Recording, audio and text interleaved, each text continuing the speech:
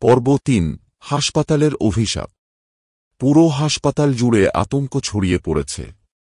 কয়েক রাতের মধ্যে ৩ জন রোগী মারা গেছে, প্রত্যেকের শরীর রক্তশূন্য। ডাক্তার মিশ্র এবার সিদ্ধান্ত নিলেন হাসপাতালের পুরনো রেকর্ড ঘাঁটবেন। অফিসের পুরনো নথি ঘেঁটে তিনি এক ভীতিকর তথ্য পেলেন। ২০ বছর আগে এখানেই এক ডাক্তারের রহস্যজনক মৃত্যু হয়েছিল। তাঁর নাম ছিল অরুণ দেবনাথ। গুজব ছিল তিনি গোপনে রোগীদের রক্ত চুরি করে এক নিষিদ্ধ গবেষণা চালাচ্ছিলেন। একদিন একদল রোগীর আত্মীয় তাঁকে হাতে নাতে ধরে ফেলে এবং নির্মমভাবে হত্যা করে। তারপর থেকে হাসপাতালের এই অংশে অদ্ভুত সব ঘটনা ঘটতে থাকে। মিশ্র রাত ৩টায় আবার কেবিন ৩০৩ এর দিকে গেলেন। দরজা খুলতেই শীতল বাতাসের ঝাপটা এল। বিছানায় মৃত এক রোগী, আর ঠিক পাশে ধোঁয়ার মতো একটা ছায়া, লম্বা হাত দুটো বিছানার ওপর রাখা।